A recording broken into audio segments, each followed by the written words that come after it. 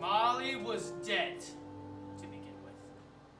There is no doubt whatever about that. The register of his burial was signed by the clergyman, The clerk, The undertaker. And the chief mourner.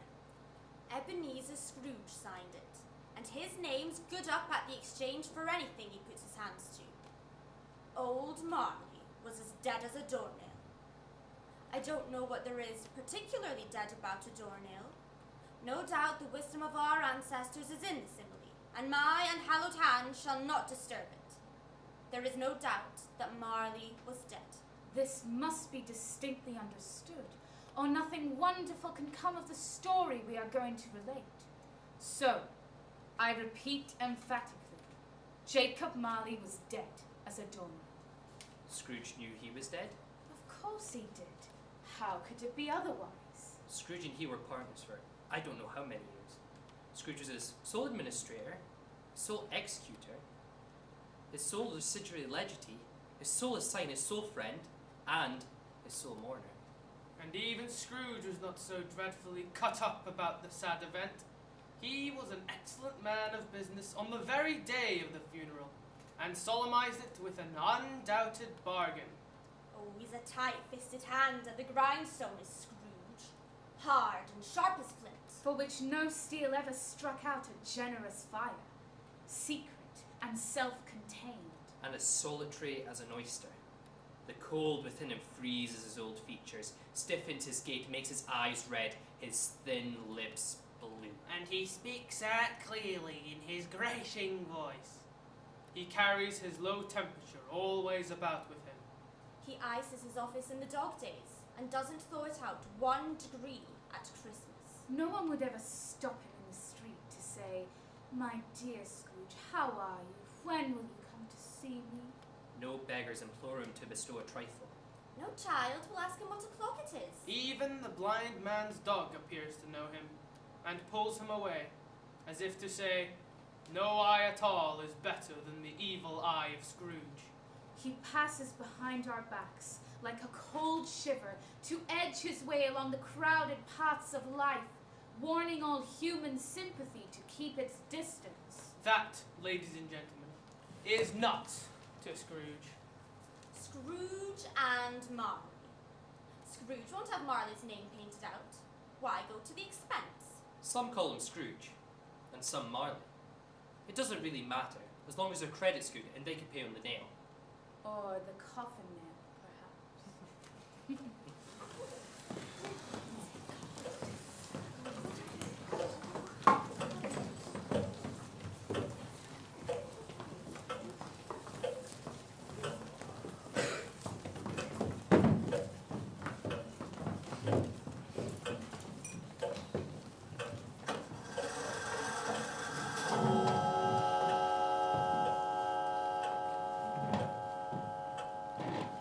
Once upon a time, of all the good days of the year, on Christmas Eve, Scrooge sits busy in his counting house. Jacob Marley has been dead for a good 7 years. It's cold, bleak, biting weather, foggy withal. Scrooge can hear the people in the court outside go wheezing up and down, beating their hands upon their breasts. Stamping their feet on the paving stones to warm them. The city clocks has just gone 3, but it's dark already. It hasn't been light all day. The fog comes pouring in every chink and keyhole. External heat and cold has little influence on Scrooge. Foul weather doesn't know where to take advantage over him. The door to Scrooge's counting house is wide open. so he can keep an eye upon his clerk, who in a little dismal cell beyond is copying the letters. Scrooge has a very small fire, but the clerk's fire is so very much smaller that it looks like one coal.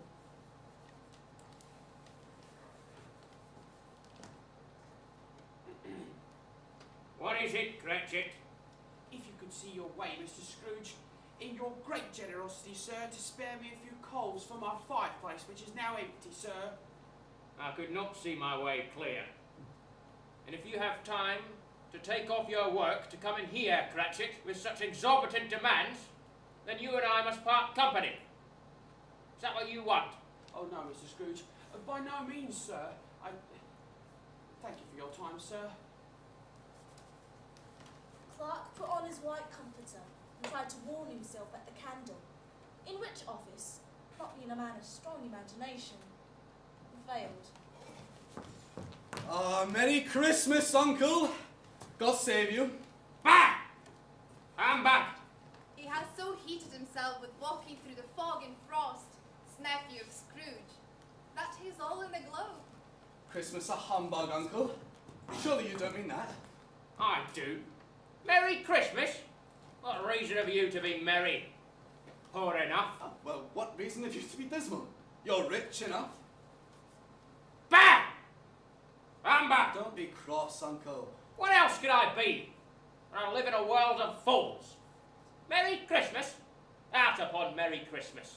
What's Christmas to you but a time for paying bills without money? A time for finding yourself a year older and not an hour richer? A time for balancing your books and finding every item in them proved dead against you? Wish every idiot with Merry Christmas on his lips be boiled with his own pudding. Buried with a stake of holly through his heart so he should. Oh, Uncle, that's... Nephew! You keep Christmas in your way and I'll keep it in mine. Okay, you'll keep it. Uncle, you don't keep it. Then let me leave it out then. Much good it has ever done you. Ah, well, there are many things I have profited by, I'm sure, Uncle, but, well, I believe Christmas is a good time. It's a kind, forgiving, pleasant, charitable time. Well, it's the only time I know of where we all seem by one consent to open our hearts freely and consider people poorer than us as fellow passengers to the grave and not a strange race of creatures bound by other journeys which don't concern us at all. So, although Christmas may never have put a scrap of gold or a scrap of silver in my pocket, I believe it has done me good, and I believe it will do me good. So I say, God bless it. Thank you. One more sound out of you and I'll give you a surprise Christmas present. Instant dismissal, without a reference.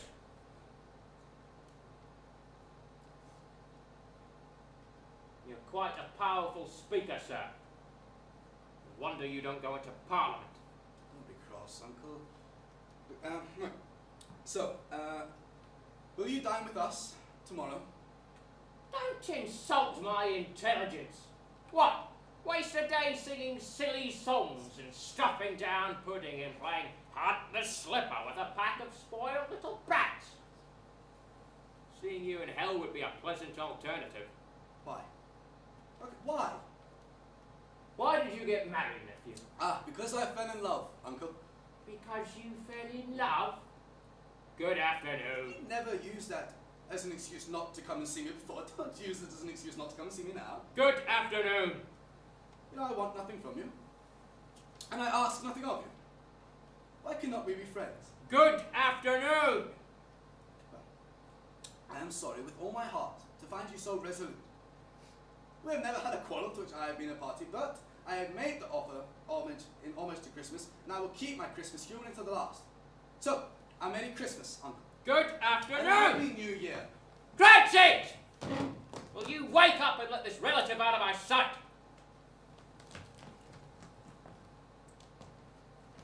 A Merry Christmas, Mr. Cratchit, sir. Merry Christmas, sir.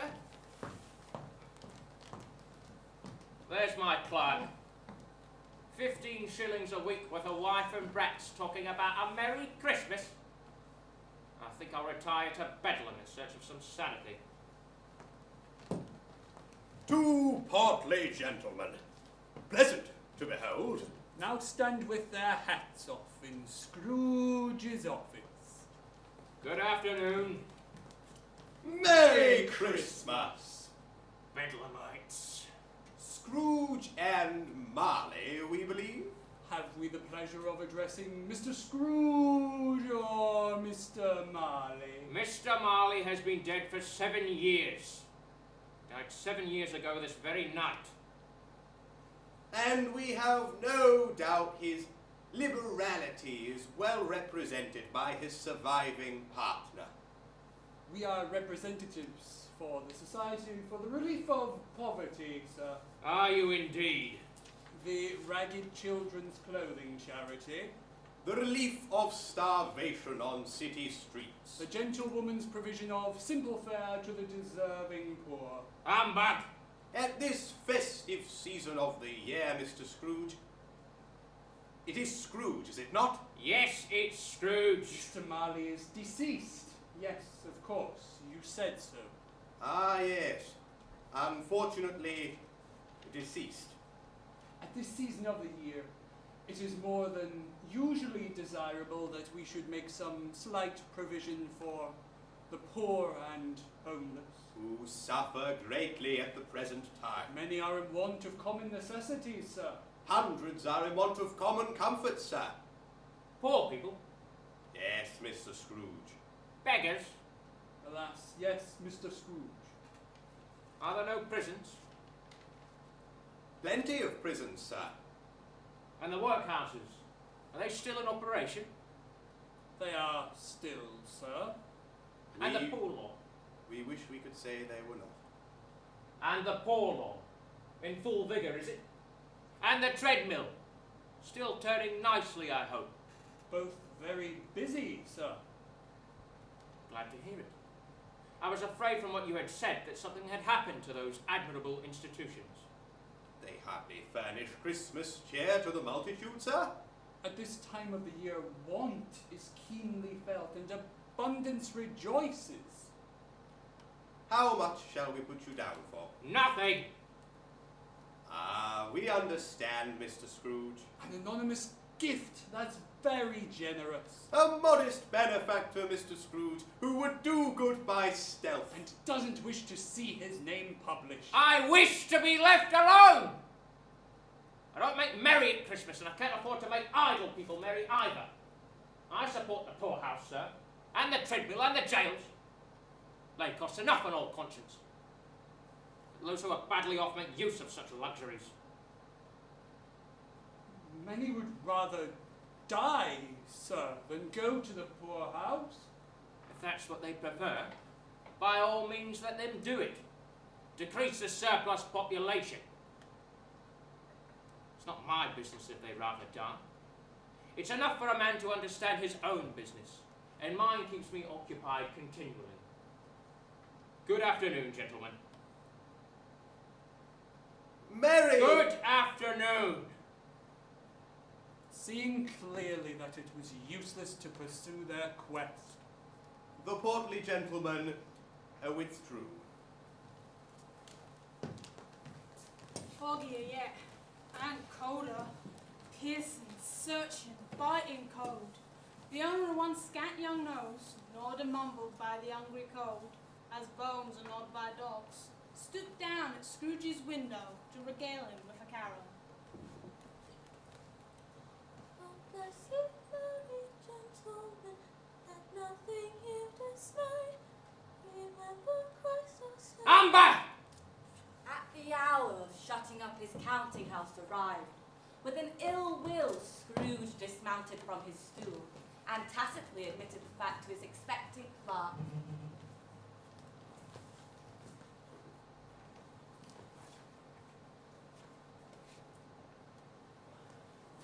I suppose you'll want the day off tomorrow, I don't doubt.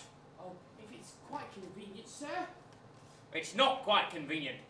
More than that, it's not fair. If I stopped you half a crown for it, you'd start squealing.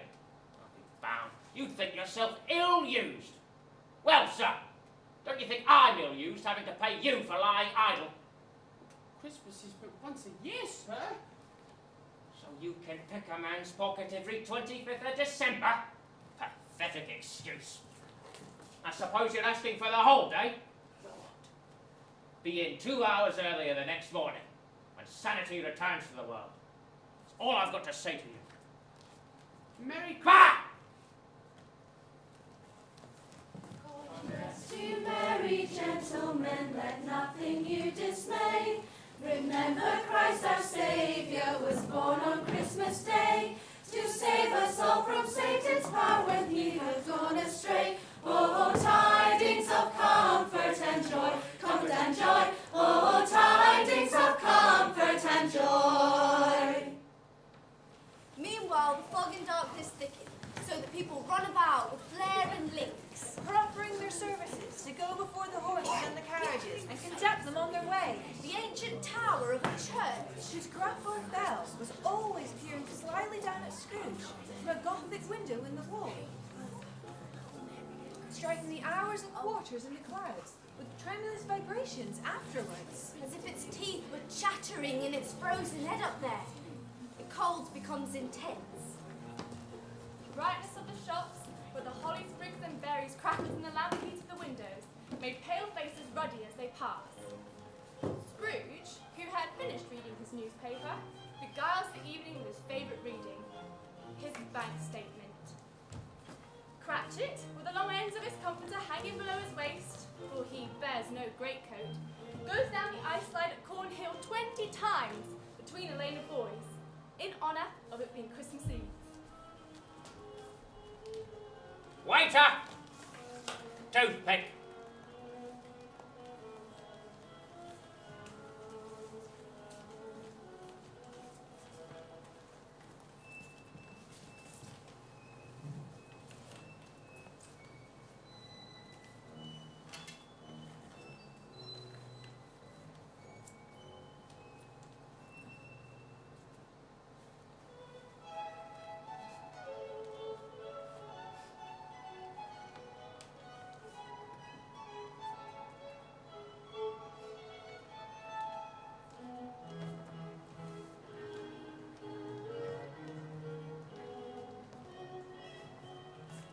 Scrooge is going home to bed. He lives in the dusty rooms that was the home of his dead partner. In a gloomy pile-up of a building, up a yard where it had no business to be.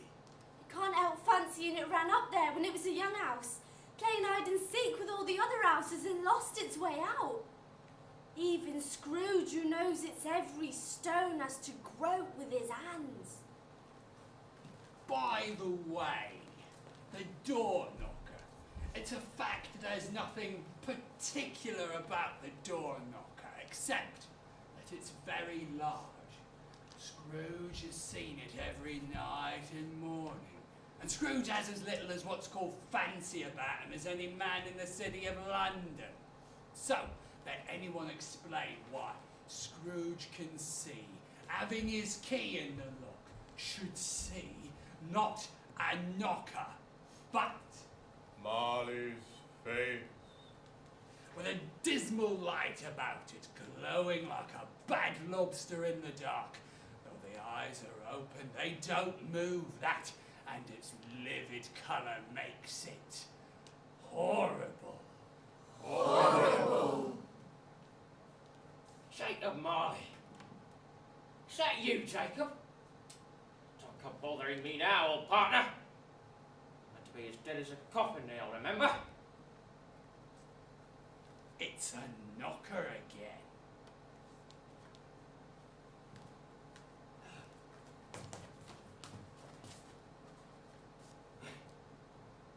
That's better, Jacob. Never really was there at all, was you? Ah. If you had been there, I'd have expected to see your cursed pigtail sticking out behind you. No pigtail. Therefore no Jacob. Quod erat demonstrandum. As far as all night walkers and ghosts go. Humbug. Who?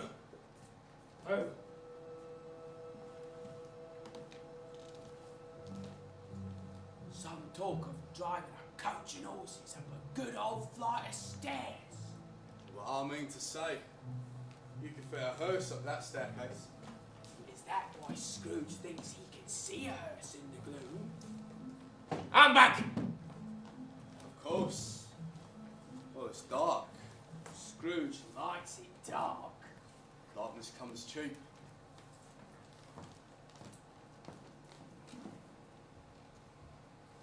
Sitting room all as it should be. Nobody under the table. Nobody under the sofa. A small fire in the grate, spoon and basin ready for the little saucepan of gruel up on the hob. Scrooge has a cold in his head. Nobody under the bed.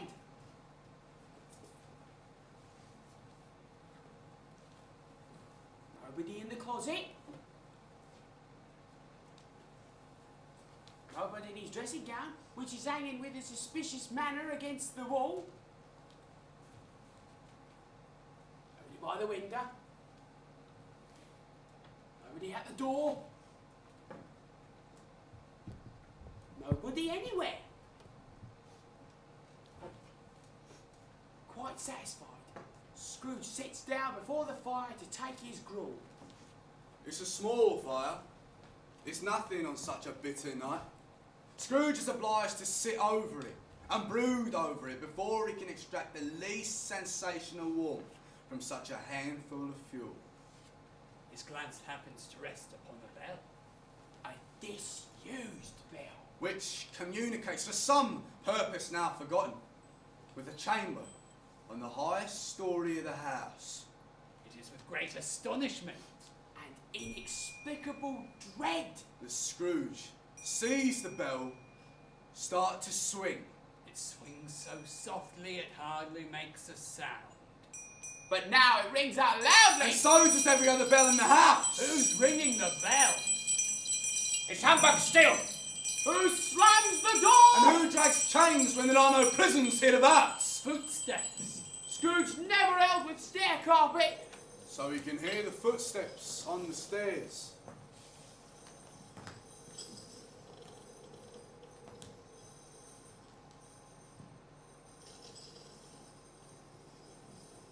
What do you want with me? Much. Who are you?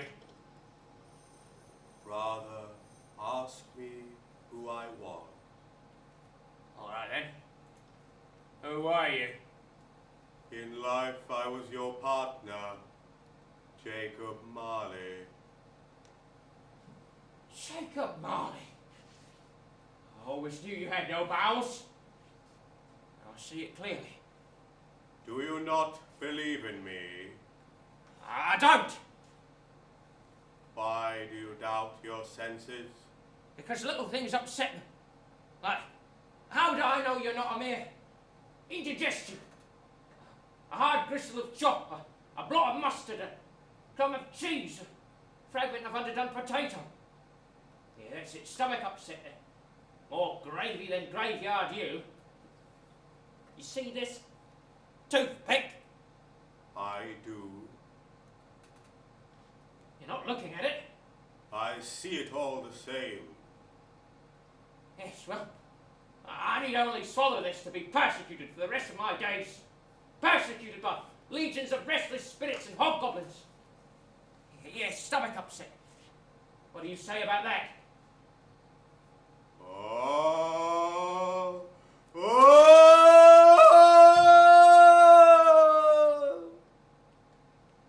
Dreadful apparition.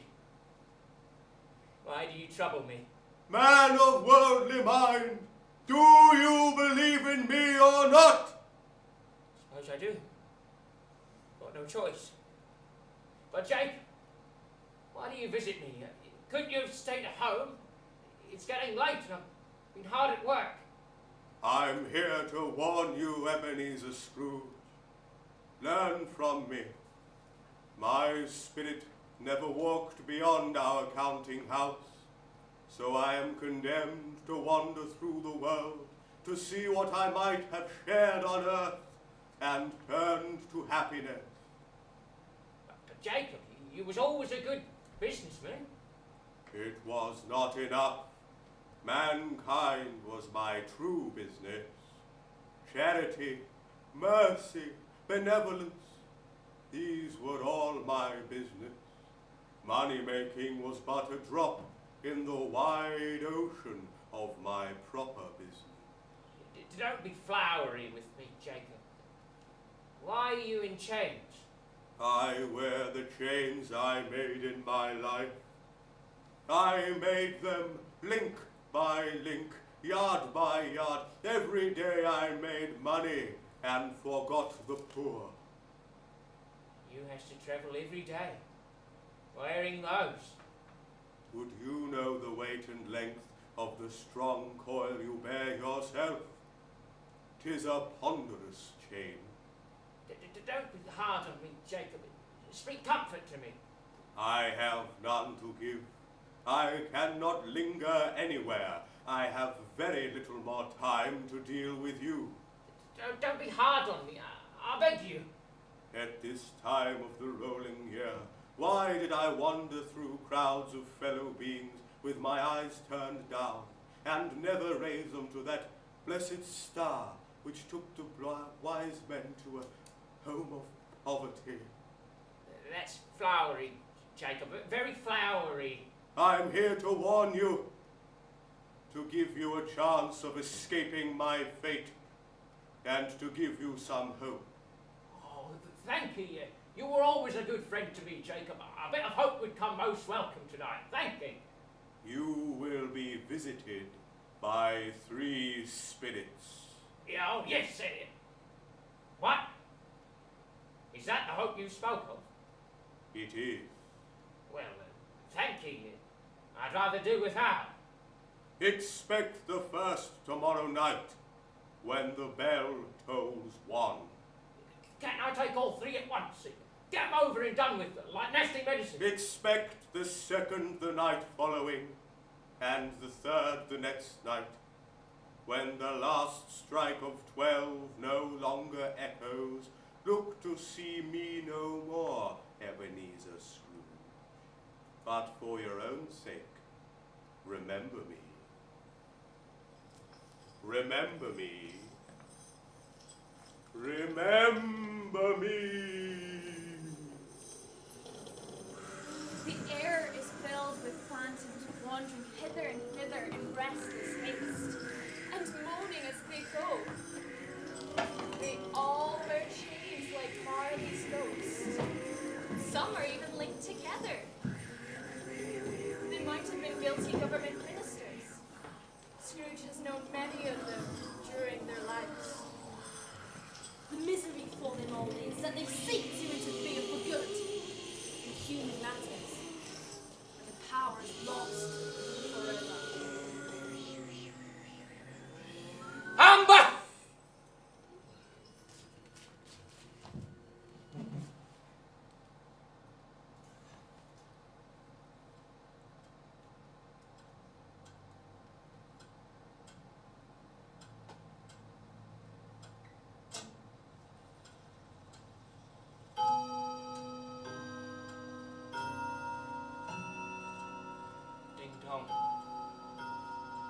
So what, I wonder? I had a long sleep, didn't I? When I got there. Ding dong. 1:45. Must be morning, eh? Dark as hell at Christmas. Ding dong. The hour itself.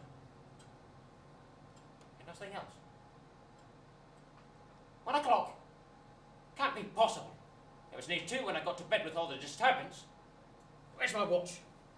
Old Marley's watch once, eh? Not that he has much use for it.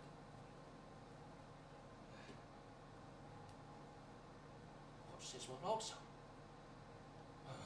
Clocks run mad like people over Christmas.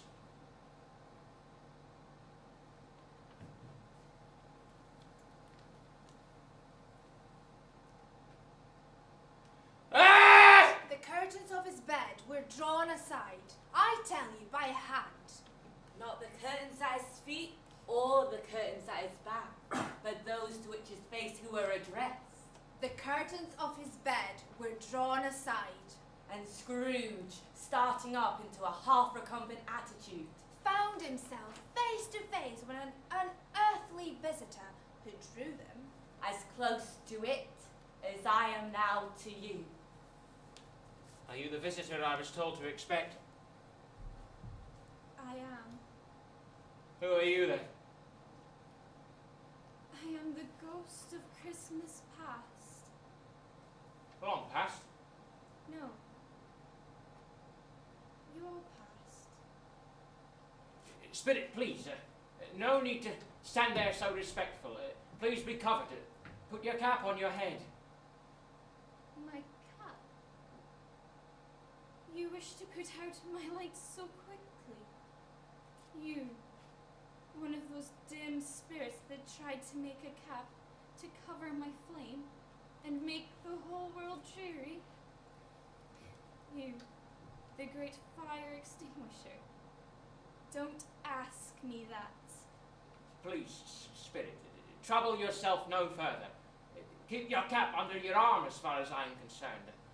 I only wanted to see you quite comfortable. Now then, will you be staying long? Spirit. Yes, Spirit. What exactly is your business with me? Your welfare. I take that kindly of you, very kindly, but as far as my own particular welfare is concerned, a good night's sleep might have done me some good. With a hot cup of tea around 7 and a nice bit of business to bring off if it wasn't near Christmas. Your reclamation, then. Take heed. Why? What exactly? We will only find out after a long voyage of discovery. Are you ready to set out with me? Hardly not. Spirit, I'm in my nightgown. No matter. Well, there's a rather cold wind out, a sharp sleeping wind. If I might put on a pair of trousers and a greatcoat, perhaps. Trousers and a greatcoat will not be necessary. Well, a pair of boots, then. Nor boots neither. Just slippers, then, as I have a nasty cold upon me. How do we travel exactly? Through the air. I'm a mortal man, remember. Drop like a stone. I have a curious fear of high places. You'll not fall. If I touch you. Now walk with me.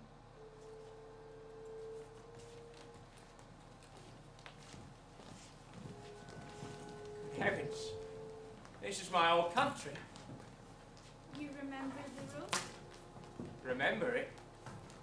I could walk it blindfolded. Strange to have forgotten it after so many years. Your lips trembling.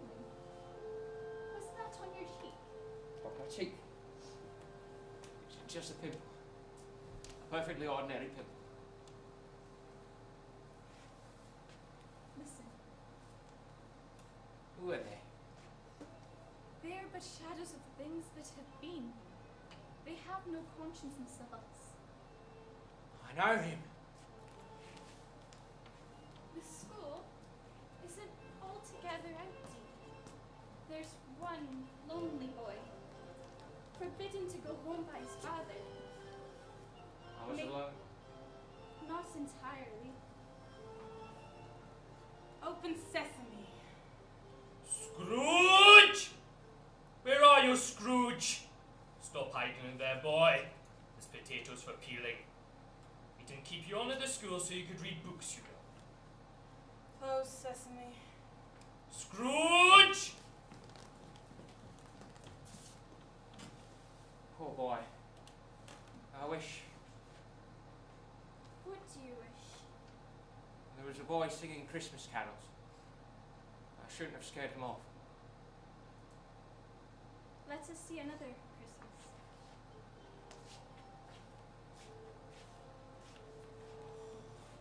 That's me also.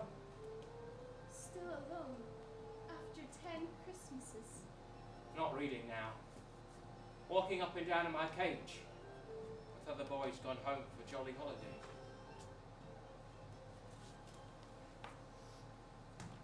Scrooge? Your sister to see you, Scrooge. Oh, dear brother.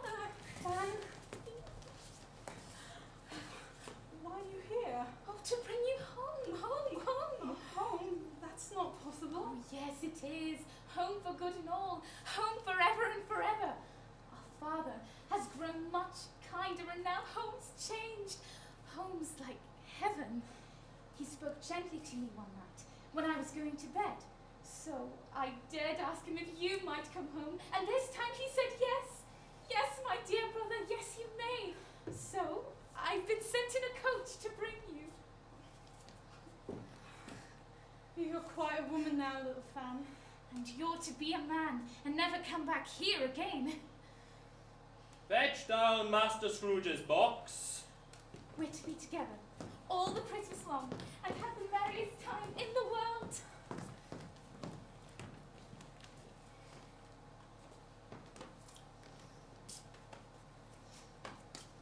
You are to be launched, Scrooge, on the dangerous seas of life, away from this cozy and kindly establishment which has long costed and protected you by the loving hands of self and staff. But wherever you travel, to whatever distant part of the empire, to whatever tropic sun or desert cold, you will remember in your heart loyalty and gratitude to this great school which has long given you succor, sir, and been your world. You will remember. I promise you, yes. I've touched your heart, your loyal spirit. I promise you never to remember you, never think of you again, not if I can possibly help it. Come on, Fan.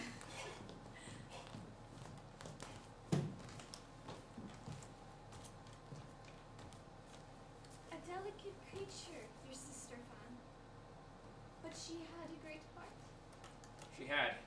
I won't deny that. God forbid. She died a woman, I think, with children. One child. Your nephew. Yes. Fred.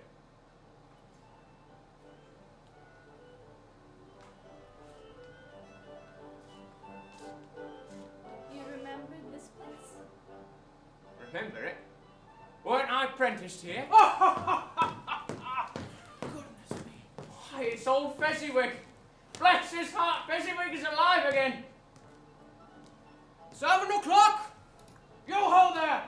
Ebenezer! Dick! It's Dick Wilkins, I dare swear it is. Very much attached to me was Dick Wilkins. Oh, yes. There you are, my boys. No more work tonight. It's Christmas Eve, Dick. Christmas is coming, Ebenezer. What shall we do first this Christmas Eve, eh, boys? Have the shutters up, Mr. Fezziwig. Shutters up, Ebenezer, before a man can say Jack Robinson. Clear away! There's nothing we couldn't clear away with old Fezziwig looking on. Every movable moved away, my lads. Let's have plenty of room here. Floors swept, logs on the fire, lamps trimmed. Well done, my boys. Welcome to the Fezziwig ballroom and grand palace of the dance. Let revelry commence. In comes Mrs. Fezziwig, one vast substantial smile. In comes free Miss Fezziwigs, beaming and lovable. And here come the 3 young followers whose hearts they broke. In comes the housemaid. With her cousin the baker. In comes the cook. With his brother's particular friend, the milkman. In comes the girl from next door who was thought to have her ears pulled by her mistress. And trying to hide behind her is the apprentice boy from next door but one. Who is thought of getting not enough to eat from his master.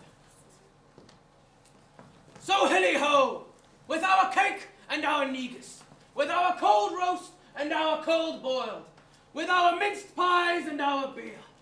Shall our Christmas ever die? Never die! Then let dancing commence!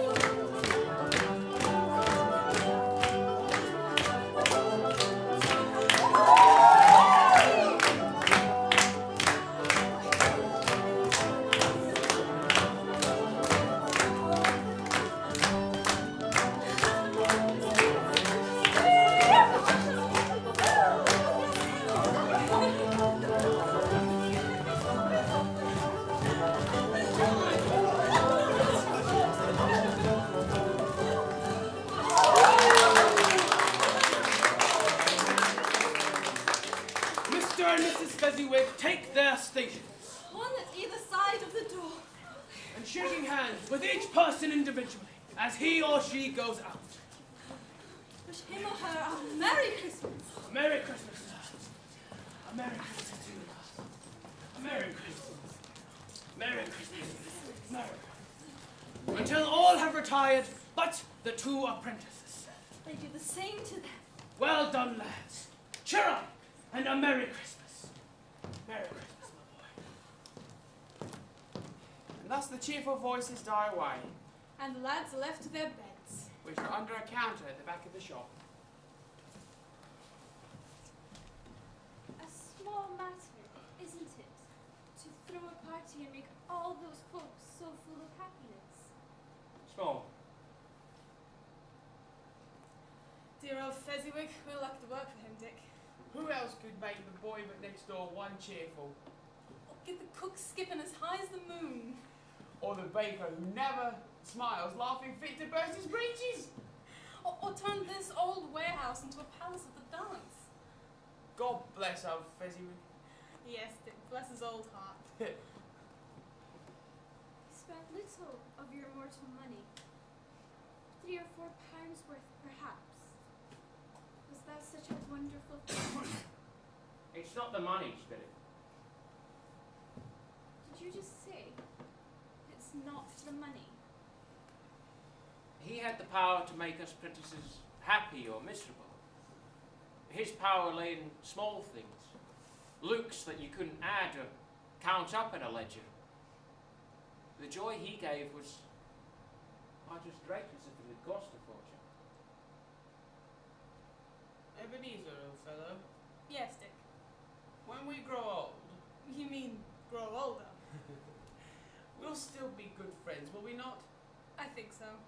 And still have the feast and music and all the laughter at Christmas time, just like old Fezziwig. Just like him. We're lucky to have him. So we are. Sleep well. If we could dance and skip like him when we go old. And a Merry Christmas.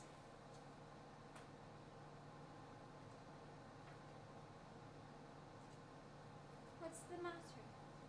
Nothing particular. Something, I think.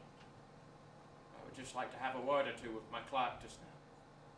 That's all. My time grows short. Quick.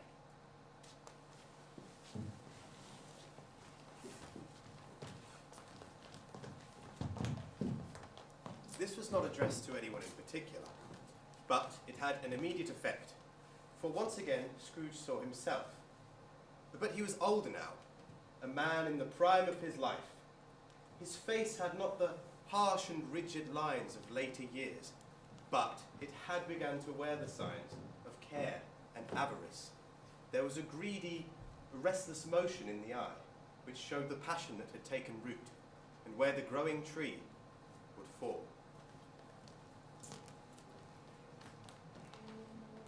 You can't be expected to understand business, Belle. Do I not?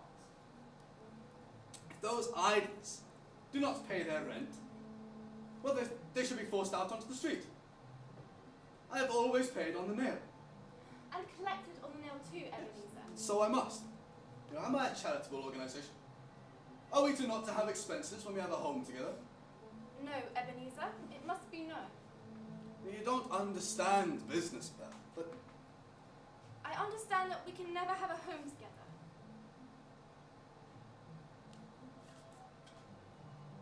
Belle, It will matter little to you. Very little.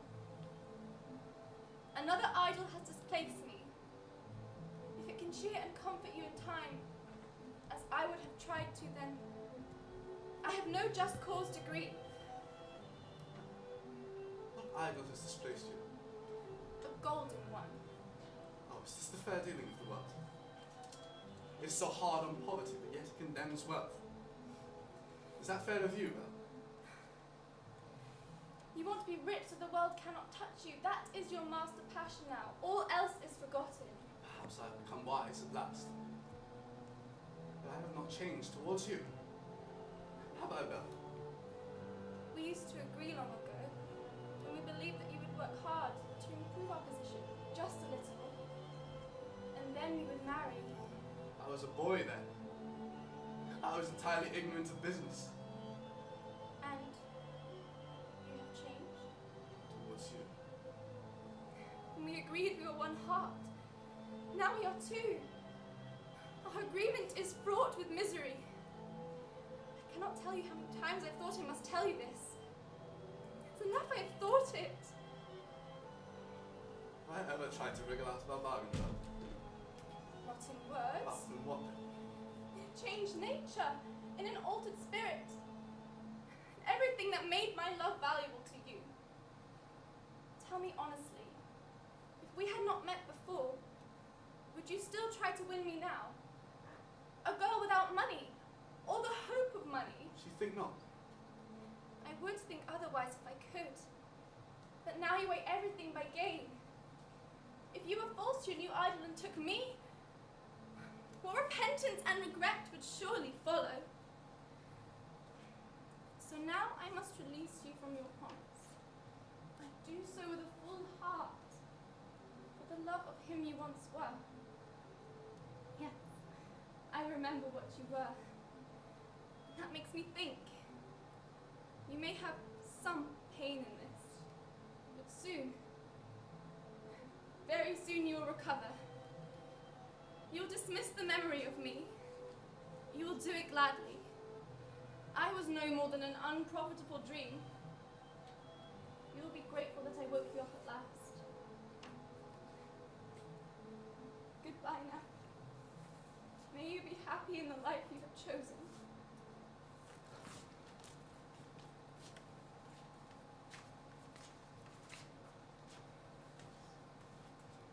Spirit!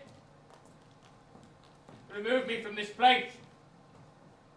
I told you, these are shadows of things that have been. They are what they are. Don't blame me. Spirit! Remove me! How can I bear it? He gazes at the spirit, who looks at him, but with a face in some strange way. There are fragments of all the faces it has shown him. He wrestles with it. Spirit! Take me back! Hold me no longer! Ah!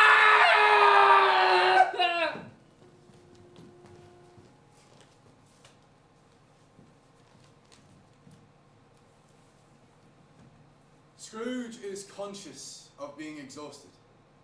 He gives his cap a parting squeeze and barely has time to reel into bed before slipping into a heavy sleep.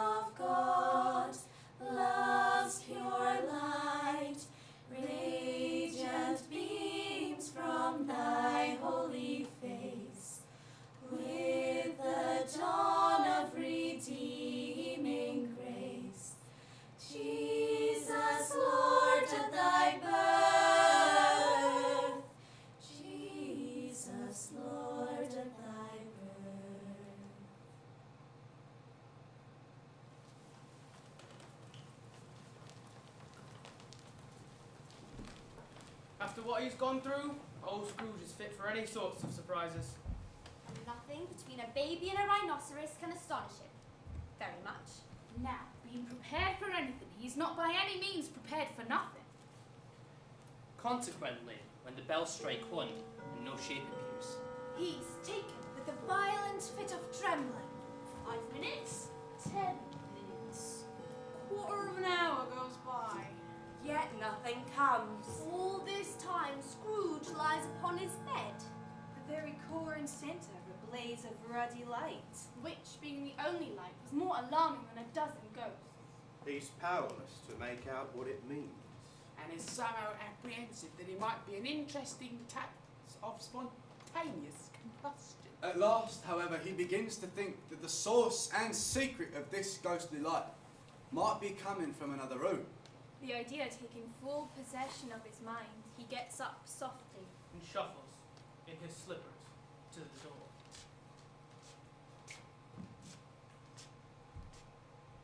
Scrooge!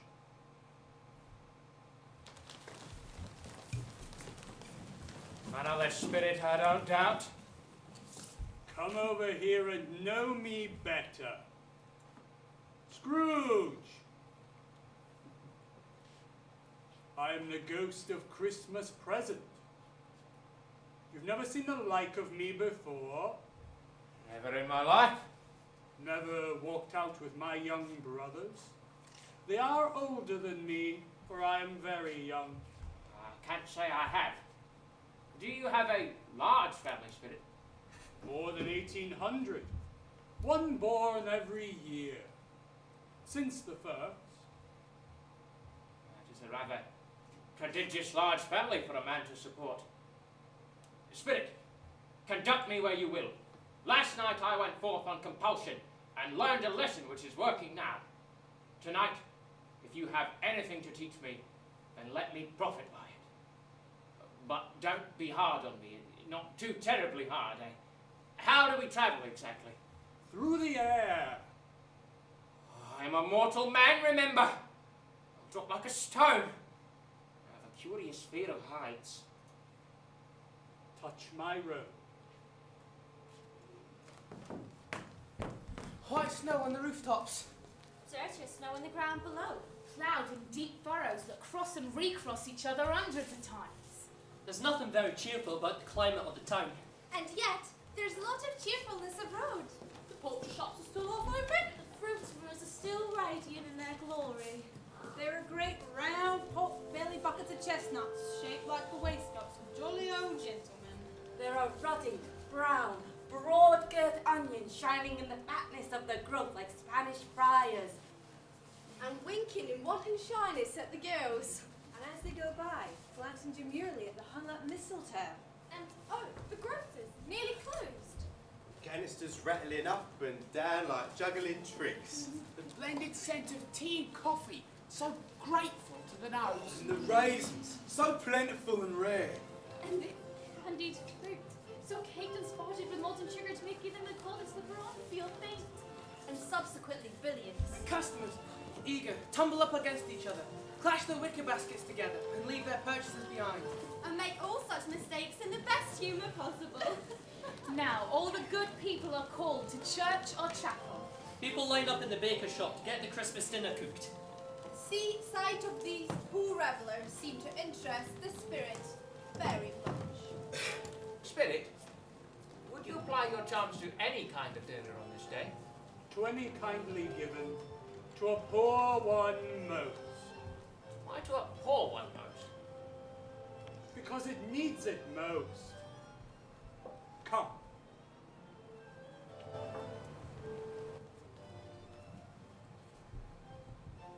They're not boiling yet, Mother.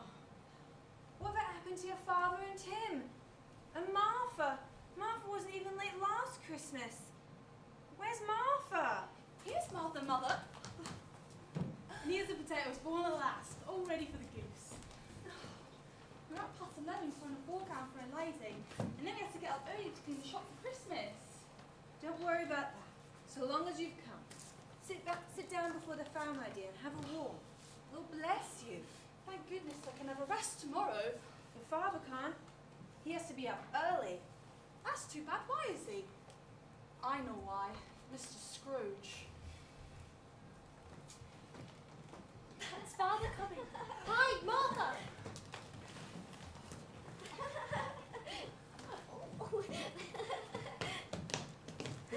Where's our Martha? Not coming. Not coming?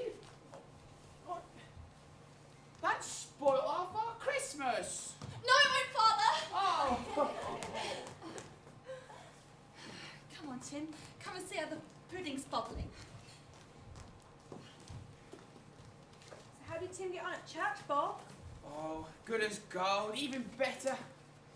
But he does say the strangest things. On the way home, he said he hoped people saw him at church today because he was a cripple. It might be pleasant for them to remember who made lame beggars walk and the blind men see. But our Tim's getting stronger every day. Every day he grows more hearty. The goose! The goose! The goose! Make way for the goose! Hooray! Mrs. Cratchit makes the gravy, is it not? Master Peter mashes the potatoes with incredible vigour.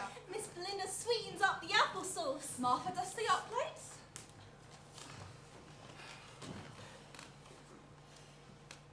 For what we are about to receive, may the Lord make us truly thankful. Amen. Amen. I don't believe I've ever seen such a goose cooked before. Not for tenderness, size, or cheapness. Yeah. Enough for all. Eked out by the applesauce and potatoes mashed by me. What a goose! Spirit, tell me if Tiny Tim will live. If these shadows are not altered, he will die. No, kind spirit. Let him live. I said if those shadows are not altered. None of my kind who come after me will see him there. What of that? Does that concern you, Scrooge? Remember your own words. If he'd like to die, he'd better get on with it and reduce the surplus population. Should never have said that. Man, forbear that wicked cant. Will you decide what men should live, what men should die? In the sight of heaven, it may be you are more worthless and less fit to live than millions like this poor man's child. Oh God, spare us from hearing the insect on the leaf deciding there's too much life among his hungry brothers in the dust. The pudding. Suppose it's not done enough. Suppose it breaks up when you turn it out. Suppose someone climbed over the back wall and stole it. Hooray! I had a moment of uncertainty about the quantity of flour. Never you fear, it's a wonderful pudding. If I may speak without exaggeration, Mrs. Cratchit, I must regard that pudding as the single greatest achievement of our married life. Now, Merry Christmas to us all. God bless us. God bless us. God bless us, everyone. And I give you, one and all, the good health of Mr. Scrooge, the founder of the feast. The founder of the feast indeed. I wish I had him here. I give him a good piece of my mind to feast on, and hope he'd have a good appetite for it. My dear, the children, Christmas Day. Should be Christmas. We're one drinks to the health of such an idiot, stingy, unfeeling man as Mr. Scrooge. Spirit, is it me she speaks of? It's what she knows. And you know it too, Robert. No one knows it better than you, poor fella. Dear, remember, Christmas. I'll drink to his health for your sake, and for the day's sake, but not for his. A Merry Christmas and a Happy New Year. I hope it be very merry and very happy, I don't doubt. Mr. Scrooge. Mr. Scrooge. And the news I have for you, young Peter, you are to be offered a junior clerkship with one of the most respectable companies with which Mr. Scrooge does business, at a salary of, wait for it, 4, 5 shillings and 6 pence by the week. which in all circumstances I would consider princely. Princely indeed. What are you going to do with all that money, Peter? No doubt you invest it in the stock exchange, just as Mr. Scrooge does. Won't you, Peter? I give you Master Peter in his new position. Master Peter. Master Peter. And now, it gives me great pleasure to call on the youngest of the Cratchits to entertain the company with song. Ready? Hold on. Oh, little town of Bethlehem, how still we see thee lie. Above thy deep and dreamless sleep, the silent stars go by. Yet in thy dark street shineth the everlasting light. The hopes and fears of all the years are met with thee tonight. A fortunate family. Why do you say that? Their shoes look far from waterproof, and their clothes scanty. True, they're not handsome nor well dressed. And that Peter, he's seen the inside of a pawn shop, I dare swear it. But learn this from them, Scrooge. They are pleased with one another, and contented with the time. Hold your gown about you, Scrooge. We are going on a journey.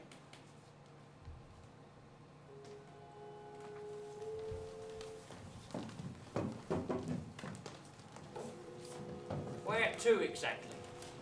You'll discover soon enough. It's a great surprise to Scrooge to hear a hearty laugh. It's a great surprise to Scrooge to recognise it as his own nephew's, and to find himself in a bright, dry, gleaming room with the spirit by his side, looking at that same nephew with approving affability.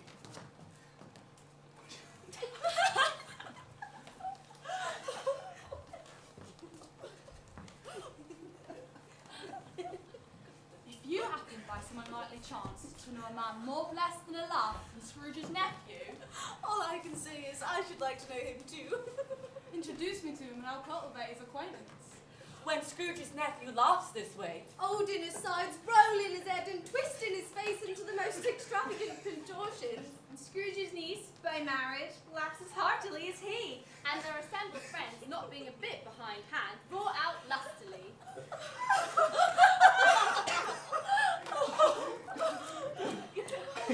He said Christmas was a humbug. No, he believes it too. More shame to him, Fred.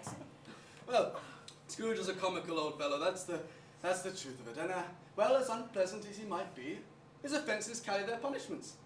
I have really nothing against him. And I'm sure he's very rich, Fred, so you always tell me. Ah, yes, what of that, my dear? His money is of no use to him. He doesn't do any good with it. He doesn't make himself comfortable with it.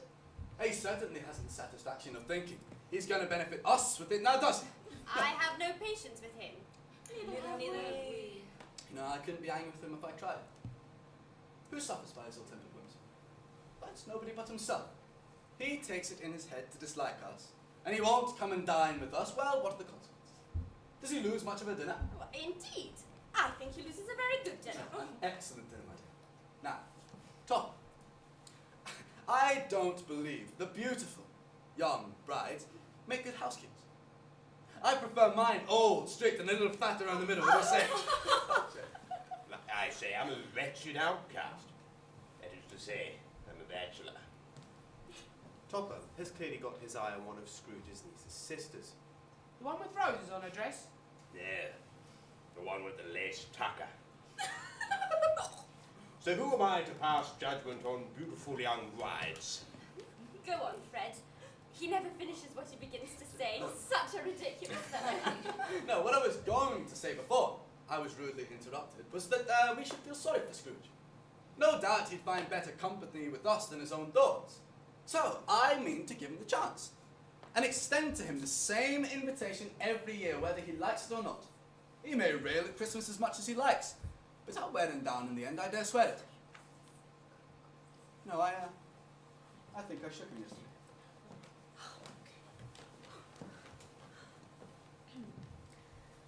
The holly and the ivy, when they are both full grown, of all the trees that are in the woods, the holly bears the crown. Oh, the rising of the sun, and the running of the deer, the playing of the merry harp, sweet singing in the choir. I know that little air. My sister Fan used to sing before I was sent away to school, many years ago. Listen to it, Scrooge. If you remembered it more often, you might... I think you might... I might what, Spirit? Have cultivated the kindness in life for your own happiness, and with your own hands, instead of resorting to the sexton's spade that buried Jacob Marley. What's the matter with all of us? Are we to have no games this year? Yes. Who will be the blind man? I suppose as a wretched outcast of a bachelor. But,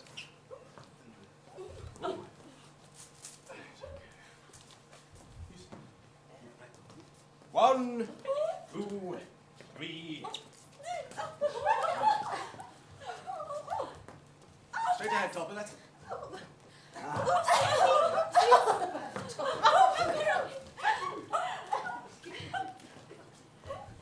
To the right.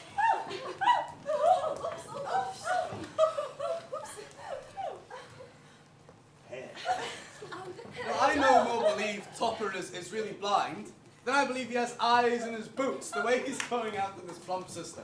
He won't catch anyone else. But you fall against him and stand there. He only makes a faint effort to catch you. It isn't fair. It simply is not fair. He gets her into a corner from which there is no escape, pretending not to know her. It's Miss Rosie! What a surprise. Topper's behaviour is vile and monstrous. And no doubt that's why she's taking Topper behind the curtain. To tell him how vilely he has behaved. Well, yeah.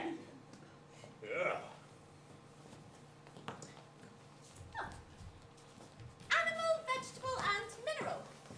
Our time is almost over. But another game has just started.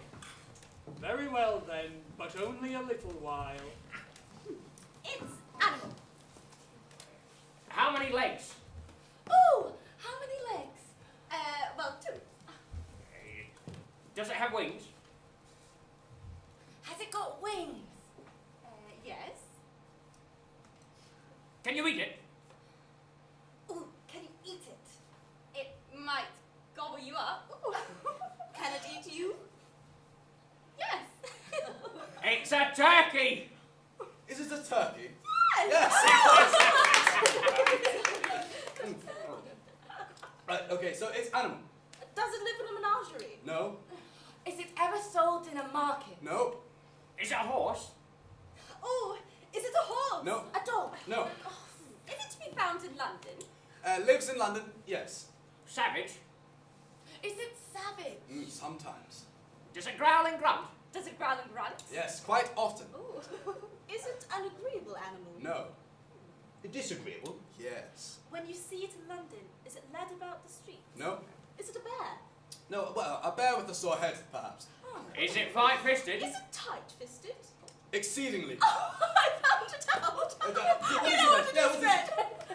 It's your Uncle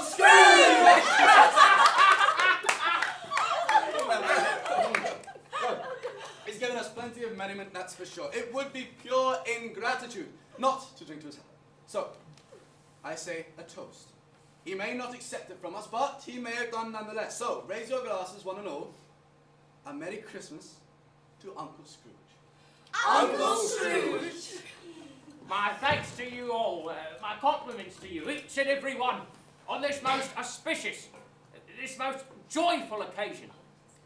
May I propose a toast to my niece and nephew? It's no use, Scrooge. They can't hear you. We are invisible, don't you remember? And we must go once more up on our travels.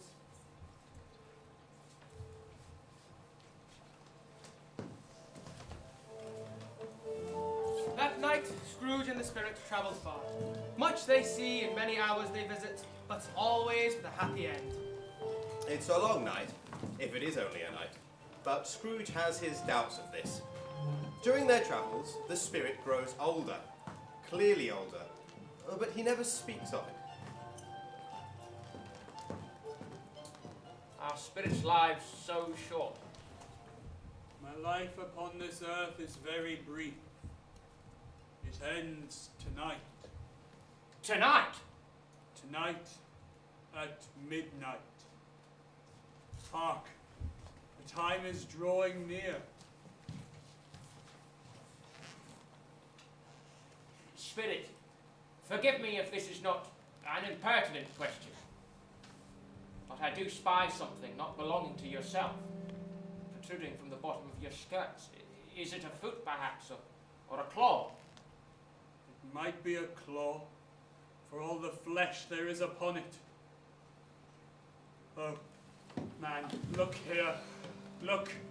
Looking down here. Oh, man, look. Look. And down here. The children, wretched, abject, frightful, hideous, miserable. A boy and a girl, yellow, meagre, ragged, scowling, wolfish, but prostrate too in their humility. Ungraceful, you should have filled their features out and touched them with the freshest tints. A stale, shriveled hand like that of age has pinched and twisted them, pulling them into shreds. Where angels once might have sat enthroned. Devils lurk and glare out menacingly. Through all the mysteries of creation, No degradation of humanity. As monsters are so horrible we dread. What have you to say of this, Scrooge? I suppose they are weakly fine children. Whose are they, Spirit? Are they yours? They are man's, and they cling to me in flight from their fathers. This boy is ignorance, this girl is want. Beware them both and all of their degree. But most of all, beware this boy, for on his brow I see that written which is doom, lest the writing be erased. Deny it, all you complacent people, slander those who tell it ye, admit it for your factitious purposes, and make it worse, and then wait in patience for the end. Have they no refuge? No shelter? Are there no prisons? Are there no workhouses? Do you remember who said that? Scrooge.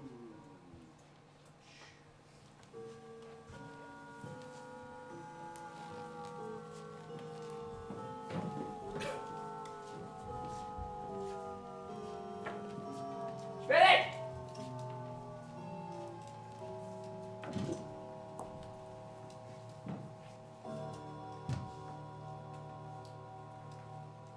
Am I in the presence of the spirit of Christmas yet to come? Are you to show me the shadows of things that have not happened but will happen in the time before us? Is that so, Spirit? Ghost of the future. I fear you far more than any spectre I have seen so far. But I know that your purpose is to do me good. I tell you, I hope to be a better man than I was. I do hope that, Spirit. So I am ready to bear your company. But, Spirit, I do beg you, speak to me. Will you not speak to me?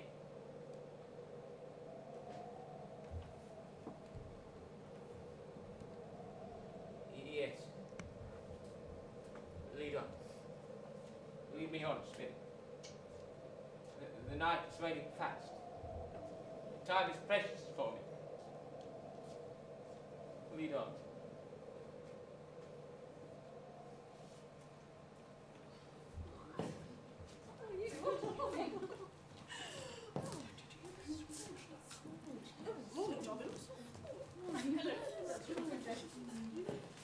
No, nothing.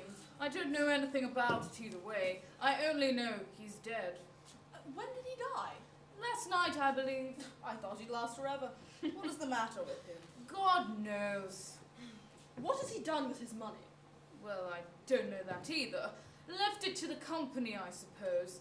Well, he hasn't left a penny to me, that's all I know. It's likely to be a very cheap funeral. Upon my life, I can't think who'd go to it.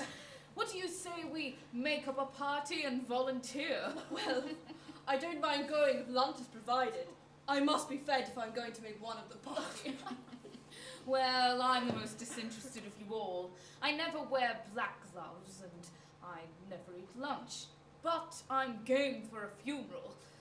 Come to think of it, I was probably his best friend.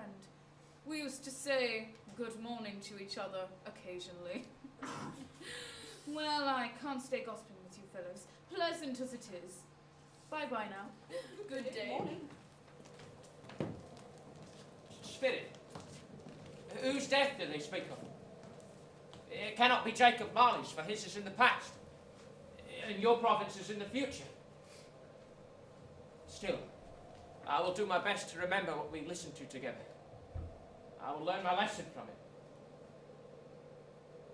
Still, you do not speak to me. Spirit, I beg you, show me where I am in the future.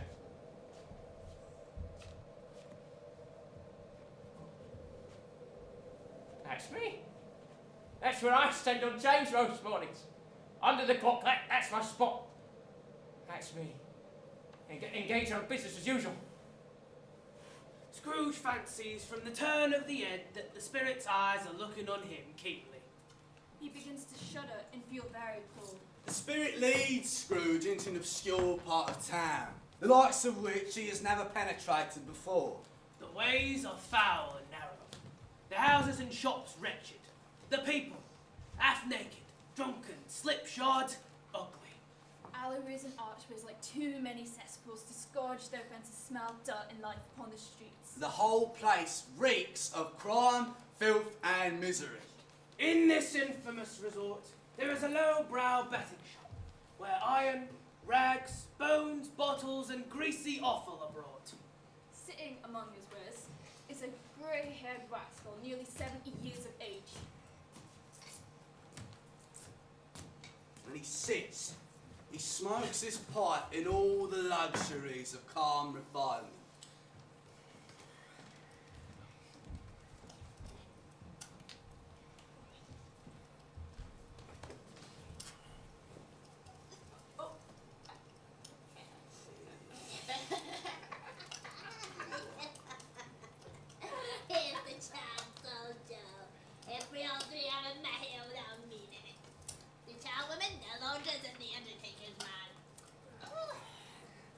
Coming to the right place. Come into the parlour. We're all suitable to our own calling. Come into the parlour. What's the odds, Miss Dilber? What are you afraid of? You'll have a right to take care of number one. I'm sure he did. That's true indeed. No man more so. Oh, then don't sit there staring. Let's go with the business. You're not going to tell tales on each other, I don't suppose. Indeed. I should hope not. It's a worse for a few things like these. No dead men, I suppose. Indeed. If the wicked old devil wanted them kept after his death, why was he natural and kind in his lifetime? Then he might have had someone to look after him and who was struck down. Instead of lying and gasping out last there, alone and by himself. That's the truest word ever was spoke. It's a judgment on him. Could have been a heavier one. I could have laid my hands on anything else. Open the bundle, old Joe. Let me know the value of it. Whoa. Pray, let me go first. I have but little plunder. Very well then. Show us your wares.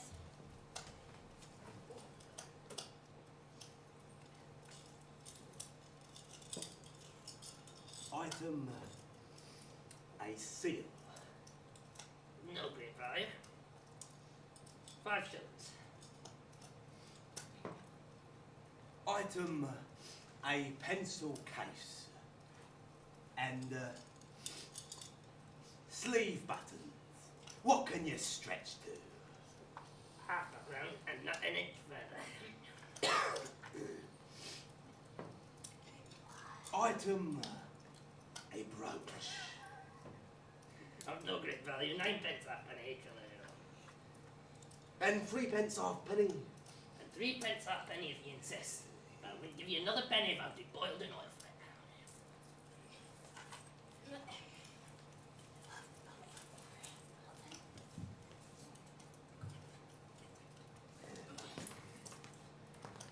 There's my items, Joe.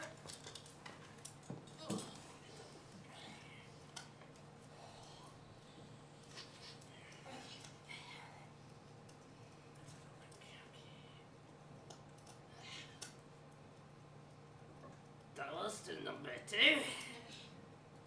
Bed sheets 2. Underwear pound favourites. Holier than thou. Silver teaspoons, old fashioned. Sugar tongs which don't have much experience of sugar. 2 pairs of boots in urgent need of the cobbler. £3 for the lot and that's stretching it.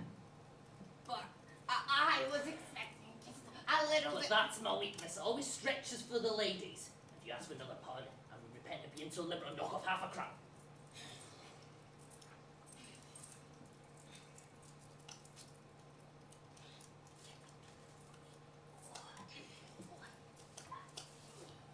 Now let him do my bundle, Joe.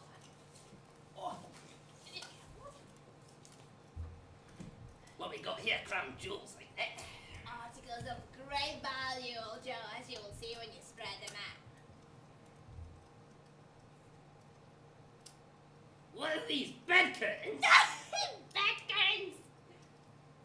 You told me you say you took him down, rings and all with him lying there. I did. Why not?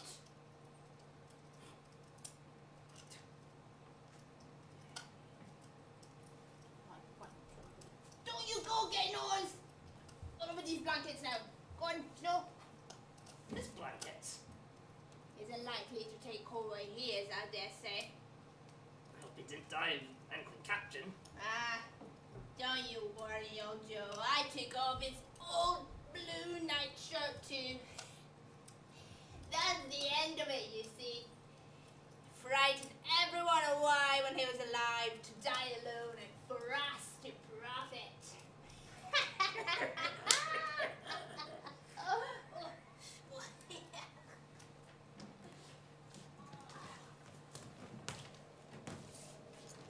I see it now. I understand, Spirit. The case of the unhappy man they have robbed might have been anyone. This is the path my life was taken. Merciful heaven. What is this?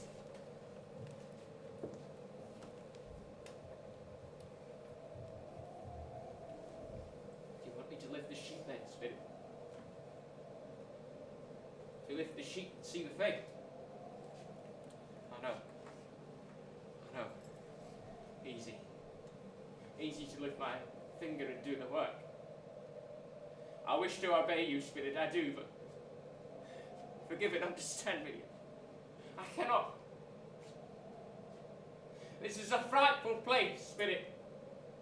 In leaving it, I shall not forget its lesson. Spirit, I said I understand what you want. But I can't. I can't find the power, Spirit. I cannot. Is there no one in this town who feels some emotion, some tenderness in the face of death? Please, Spirit, show me someone who feels something. Thank you, Spirit, show me.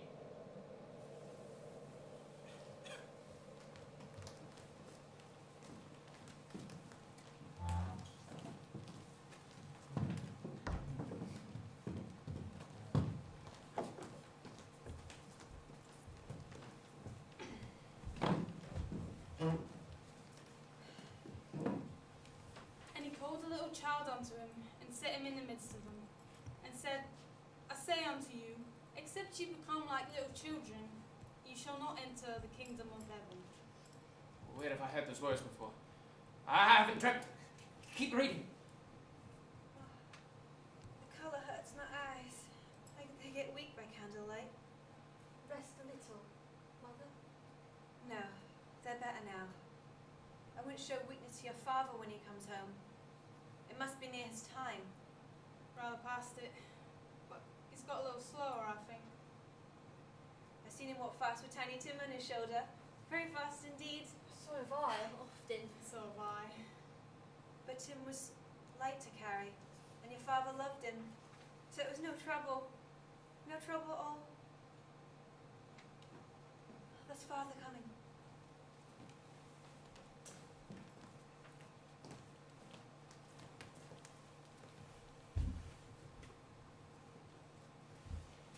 So quick with your work, Mother. You'll have it done by Sunday, you and Martha. Sunday. So you went today then, Robert? Yes, my dear. And I wish you could have come too. It's done you good to see how green a place it is. We shall see it often. I promised him we would always walk there on a Sunday. My little child, Tim. You'll never guess who I met today. Tell us, Father. Mr. Scrooge's nephew. And you'll never guess the kindness. He said I seemed a little down. Just a little down, you know. So I had to tell him about old Tim. And he said, he's just the pleasantest spoken gentleman you ever heard. He said, I'm heartily sorry for it, Mr. Cratchit. And I'm heartily sorry for your good wife. Come to think of it, I can't think how he knew that. Knew what, my dear? Well, that you were a good wife. Everyone knows that. Very well observed, my boy. I hope they do. If I can be of any service, he said, and he hands me his business card. Very handsome too, all printed and embossed. That's where I live, he said. Pray come to me. It wasn't so much anything he might do, but the kind way in which he says it was quite delightful. It's almost as if he knew our Tiny Tim and felt at one with us. I'm sure he's a good man. You would be sure of it, my dear, if you were ever to meet him. I shouldn't be at all surprised. No, listen to this. I shouldn't be at all surprised if he didn't get Peter a better situation. Only at that, Peter. Soon now Peter will be courting, setting up for himself. Kill on with you, Belinda. It's as likely as it is not. One of these days. Though there's plenty of time for that, my dear. One of these days, perhaps. But however we part from each other, I'm sure we won't forget. Not one of us is going to forget poor Tiny Tim, are we? Never. Nor this first parting among us all. And I'm happy. Very, very happy. Spectre, inform me that our parting moment is at hand.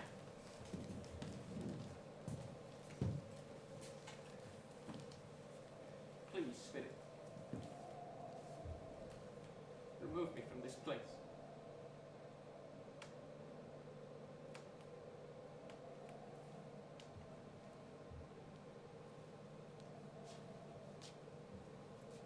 Stop a moment. This is where I live. Stop and show me what shall become of me in the days to come. This is my house. Why do you point away? This is my office. It's not me in there. It's no longer me in there earning my daily bread. Where am I, Spirit? Tell me! Here then, the wretched man whose name Scrooge is still to learn lies underground.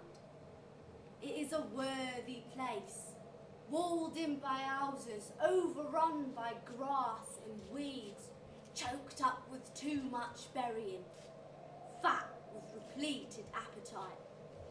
A worthy place. Spirit. For when I look upon that tombstone, tell me, answer me one question. Was I the man who lay upon the bed? Tell me, Spirit. Are these the shadows of things that will happen, or the shadows of things that may only happen? My behaviour might have led me to a certain end, but if I change myself completely, then might my end be different. I don't know. Spirit, I beg you, give me a little hope. Tell me, was I the man who lay upon the bed? Tell me the worst of it, Spirit.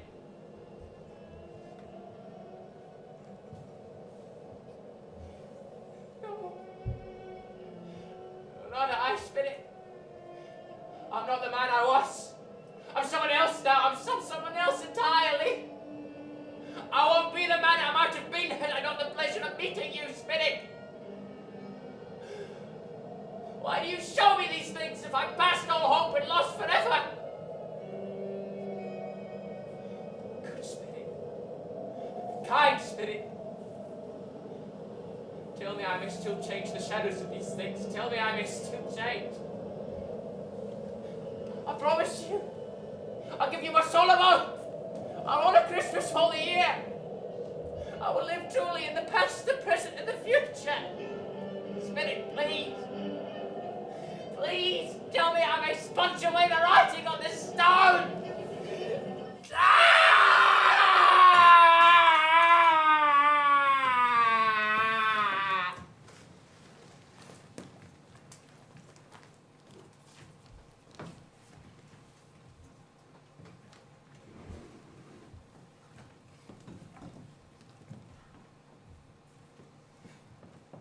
Yes. Oh, yes. The bed's your own. The room's your own. You know what, Ebenezer? You know what your old skinflint as was? The time before you is your own as well. To make amends it. Oh, they're still here. Never torn down. They're still with me, rings and all.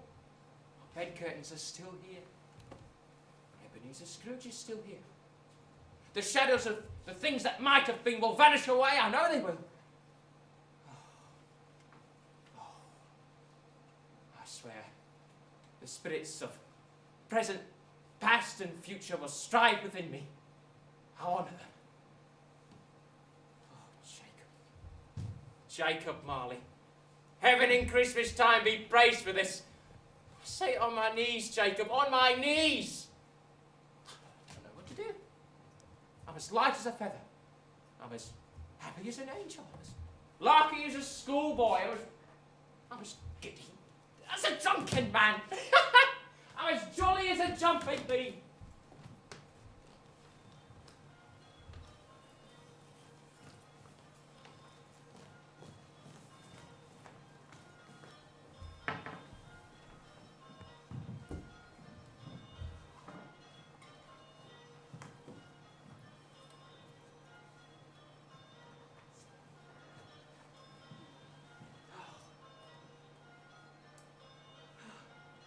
Merry Christmas all round. A Happy New Year to all the world. It's all here. Jacob Marley came through here. The ghost of Christmas present sat there. It's all here. I don't know what day of the month it is. I don't know how long I've been among the spirits. I don't know anything.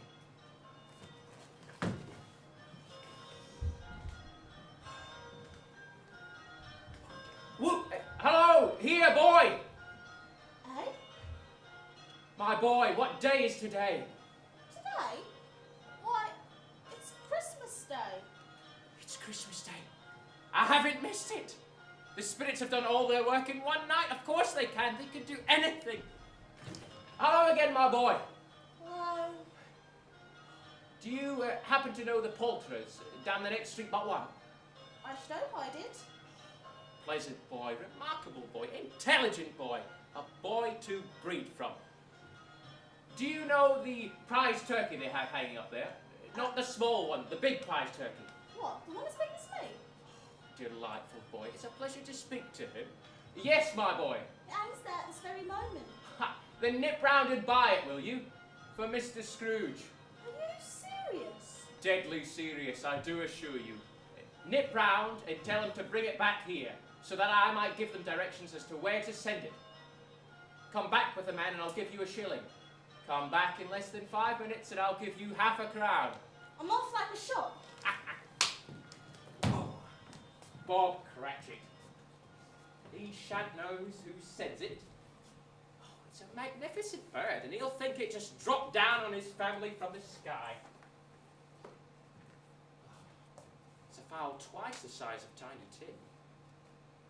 I hope it bastes well when they serves it up with sausages. Hello!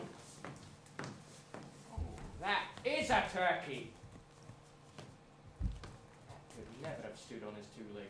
He'd have snapped them off in a minute like sticks of sealing wax. Where's it to go, sir? Scrivener's Passage, Camden Town. Name of Cratchit.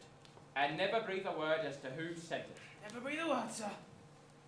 You can't take that all the way. You must have a cab.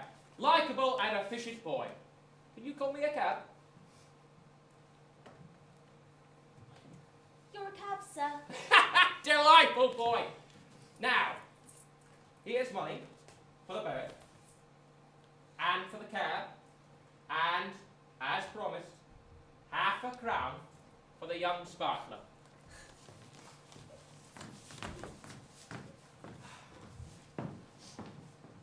People are pouring forth, as he had seen them with the ghost of Christmas present. Scrooge walks among them, with his hands behind his back, greeting everyone with a delighted smile. He looks so irresistibly pleasant that 2 or 3 people turn to him and say, Good morning, sir. Good morning. Good morning, sir, and a Merry Christmas. Good morning. Merry Christmas. Of all the blithe sounds I ever heard, those were the blithest to my ears. Then he saw the 2 portly gentlemen. My greetings, gentlemen. I must thank you for visiting me the other day. I hope your business is succeeding well. Merry Christmas to you, and to you, sir. A Merry Christmas.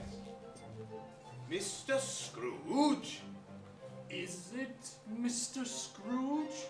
Yes, yes, indeed, that is my name, though I fear it may not be pleasant. If I may beg your pardon and ask that you have patience with me for a moment, may I suggest a modest sum, for which you may put me down a small contribution?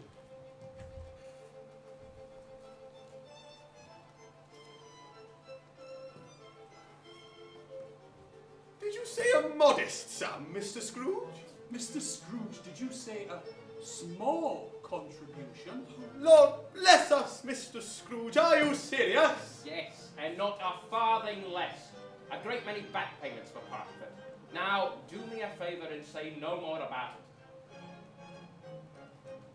We will visit you. Will you visit me? We will. Ha ha! Then thank ye, gentlemen. Thank ye both. Bless you. Merry Christmas.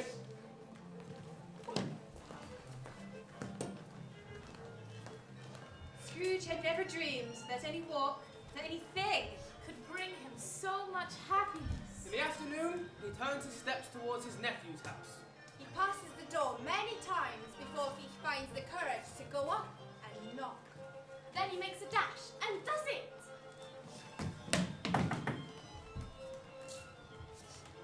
Hello, my dear girl. Is your master in? Yes, sir. Oh, pleasant girl. Very nice. Where is he? He's in the drawing room, sir, along with the mistress. I can show you the way if you Oh, no, thank you, my dear. I know the way. I'll get in myself. Thank you.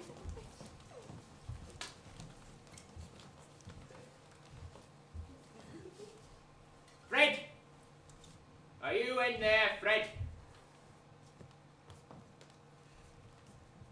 Bless my soul. It is I, your Uncle Scrooge. Come to dinner. Will you let me in, Fred? Let you in. Yes, welcome, Uncle. 1,000 times welcome. My dear, it's Uncle Scrooge come to dinner at last. Wonders will never cease, eh? You're very welcome, Uncle Scrooge. Thank you. I take that very kindly, my dear.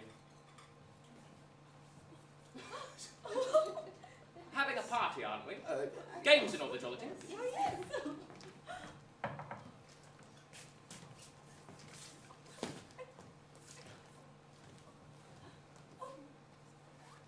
Mr. Topper! Ebenezer Scrooge, Fred's Uncle Scrooge. Pleasure. My dear niece's sisters.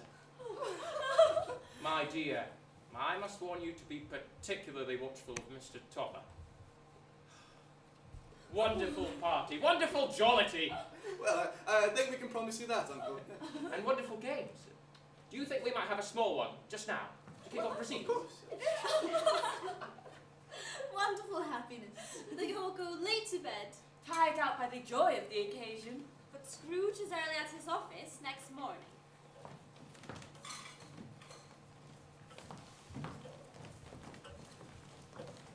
Oh, he's early now. If only he can catch Bob Cratchit coming in late. That's what he set his heart on. And he does it, just as the clock strikes 9. 9 o'clock, and no Bob Cratchit. 1/4 and still no Bob. Scrooge sits with his door open, so he might see his clerk coming in late.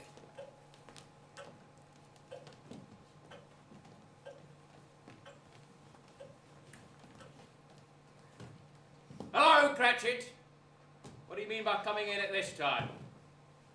I'm very sorry, Mr. Scrooge, I'm behind my time. Yes. Full 18.5 minutes behind your time. It shan't be repeated, Mr. Scrooge. I was making rather merry yesterday. I tell you what, my friend. I won't stand for this sort of thing any longer.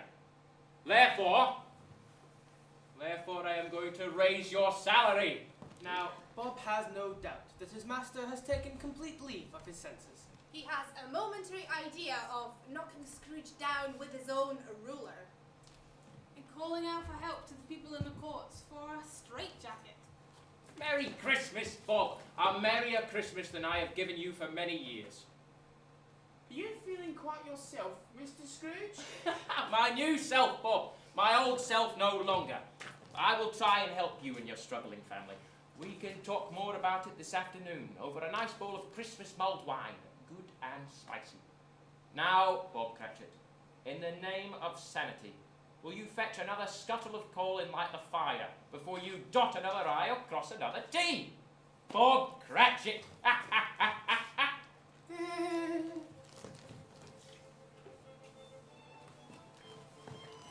At the end of it all, old Scrooge was better than his word. They do it all and infinitely more. He becomes as good a man, as good a friend, and as good a master as the good old city knows. Or any other good old city, town, or borough in the good old world. Some people laugh to see the alteration in them, but he lets them laugh and then eats them. For he's wise enough to know that nothing good ever happens on this globe at which some people do not have their fill of laughter. His own heart laughs, and that's good enough for him. Now, Scrooge is a second father to Tiny Tim, who did not die. Hooray! A taste of rum for you, Mr. Scrooge, just to keep out the cold. Thank you.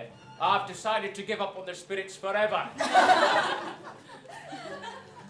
It's always said of Scrooge that he knows to keep Christmas well, as any man alive possesses the knowledge.